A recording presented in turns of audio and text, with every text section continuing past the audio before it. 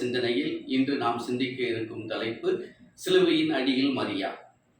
சிலுவையின் அடியில் நாம் மூவரை காண்கிறோம். அன்னை மரியாள், திருத்தூதர் யோவான், மரிய மகதலேனாள்.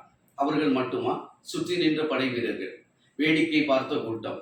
கொல்கத்தா மலையானது, அந்த குன்றானது எருசலேம் நகருக்கு செல்லும் வழியில் இருந்ததால் அந்த வழியில் செல்வோர், வருவோர், போவோர் அனைவரும் காண்கின்ற ஒரு இடமாக இருந்ததால் வேடிக்கை பார்க்கும் கூட்டம் எண்ணற்ற கூட்டமாகத்தான் இருந்தது. ஒரு அன்னையின் வாழ்வில் நிகழக்கூடாத, நேரக்கூடாத ஒரு துன்ப நிலை தன்னுடைய பிள்ளைகளின் மரணம்.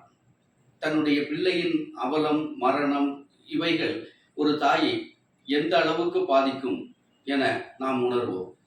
ஆனால் அன்னை மரியாள் அந்த தருணத்தில் என்னவெல்லாம் சிந்தித்திருப்பார்? கடவுளின் மகன் என அழைக்கப்பட்டவர், கடவுளின் மகன் இவர், மெஸ்ஸையா, நம்மை மீட்க வந்தவர் என அறிவுறுத்தப்பட்டவர், 3 ஆண்டு காலம் பணிக்காலத்தில் தொடர்ந்து நன்மைகளையே செய்து கொண்டு சென்றவர், சென்ற இடமெல்லாம் நன்மைகளை செய்து கொண்டே சென்றவர், மக்களை வழிநடத்தி வந்தவர்.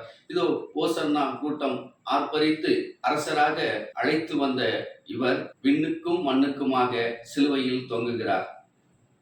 இந்த ஒரு தருணம், இதற்காகத்தான் இவர் பிறந்தாரா?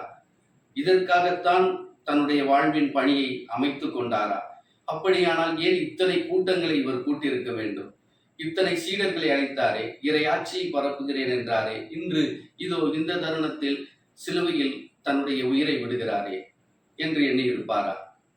அந்த தருணத்திலும் இதோ உன் மகன் என தன் சீடரை அவரிடம் ஒப்படைக்கிறார்.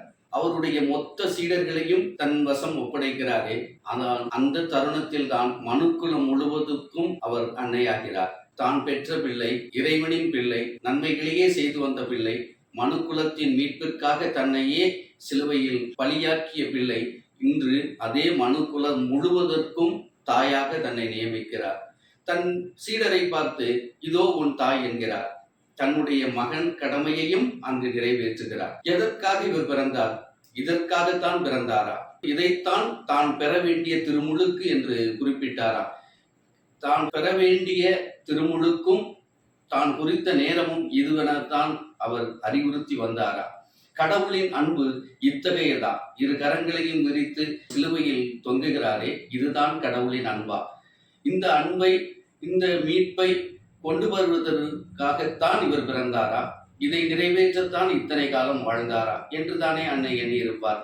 கடவுள் ஏதாவது அதிசயங்கள், புதுமைகள் செய்து தன் மகனை காப்பாற்றி வருவாரோ என்று எண்ணியிருக்கலாம். இல்லை, எத்தனையோ இறந்தவர்களை உயிர் பெறச் செய்தாரே, தானும் சிலுவையில் இருந்து உயிர்த்து ஒரு மாபெரும் அதிசயத்தை செய்துவிட மாட்டாரோ என்று எண்ணியிருப்பாரோ? அப்படி எண்ணியிருக்க வாய்ப்பே இல்லை. ஏனெனில் துன்பத்தில் இறைவனை காண்பதும், துன்பம் வழியாகவே மக்களை மீட்பதும் தான் இறைவனின் திட்டம் என்பதை அன்னை உணர்ந்து இருப்பார். தரையில் இடமின்றி விண்ணுக்கும் மண்ணுக்குமாக தொங்கிய நிலையிலேயே தன்னுடைய உயிரை விடுகிறார். அந்த உயிரை விடும் நேரத்திலும் தன்னை இத்தனை அளவு துன்பப்படுத்தியவர்களையும், சிலுவையில் அறைந்தவர்களையும் மன்னிக்கிறார். இதுதான் கடவுளின் அன்பு. சிலுவையின் அடியில் நின்ற அன்னையை தியானிக்கின்ற நாம் அந்த அன்னையின் எண்ண ஓட்டங்களோடு, அன்னையின் மனநிலையோடு இறைவனை நாளும் பின்பற்றி வாழ, அவரின் சாட்சிகளாக வாழ்ந்திட வரம் வேண்டி இந்த அன்னையின் வணக்க மாதத்தில் நாம் அன்னையிடம் வேண்டுவோம்.